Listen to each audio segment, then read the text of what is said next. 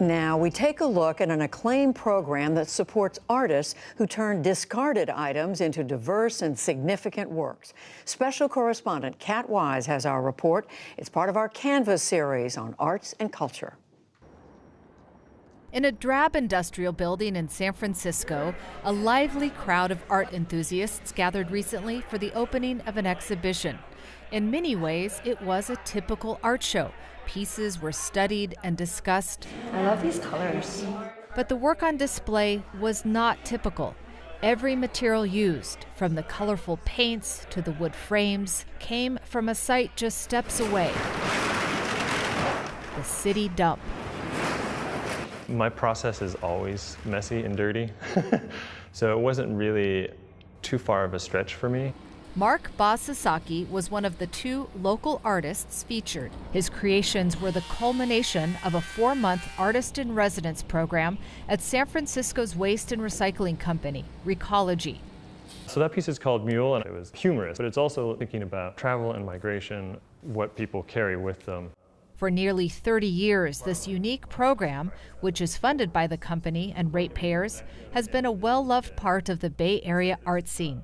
But in recent years, the message that emerges from the art about our consumption and waste habits has taken on new urgency as the city strives to divert 100% of discarded items from landfills.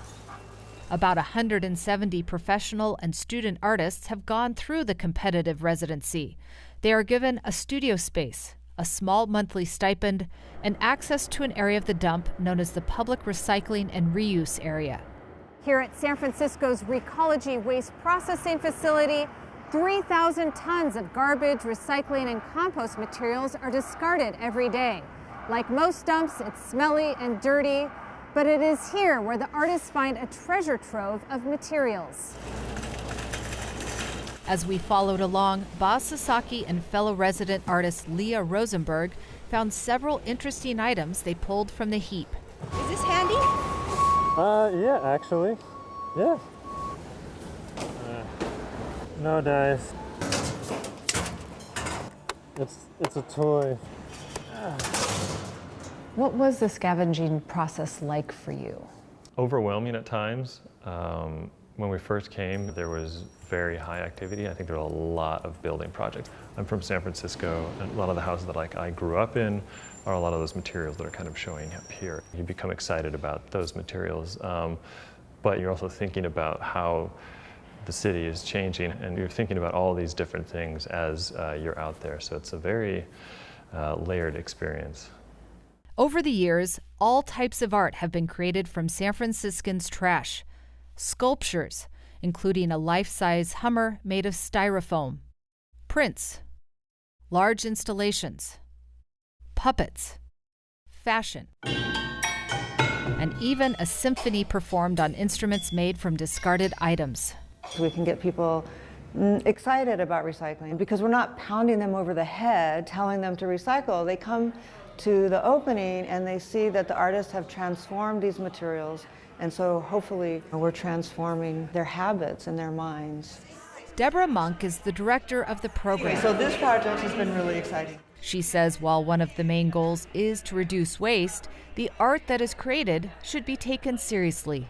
We're not a junk art program. We're not a found art program. We're an internationally renowned art program where many of the artists have never worked with found materials. And so this is their first experience. And so they have a challenge of, they don't get to go out and buy what they need. They have to respond to whatever comes their way. For artist Leah Rosenberg, whose love of color is evident in all her work, what came her way caught her by surprise. So 3 weeks into the residency, I found my own personal garbage. The year before, Rosenberg had created an installation at a local museum with vibrant cakes.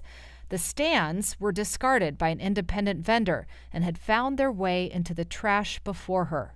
I had to take a moment to think, does this mean it's a moment where I have to just watch them go? Or is this sort of a responsibility as an artist to turn this thing into something beautiful and lasting? And I picked the second. She managed to get 40 of the original 80 stands out, and their tops became her canvas. I was inspired by watching the staff at the Household Hazardous Waste mix the paint, and all of the colors were mixing in together, but not as a whole solid. My goal then was to just make the most beautiful and lasting series of paintings that I could. Recology now has similar programs in Portland and Seattle. And in San Francisco, a new crop of artists is turning trash into treasure. For the PBS NewsHour, I'm Kat Wise. A symphony from instruments created from the trash. You have to love it.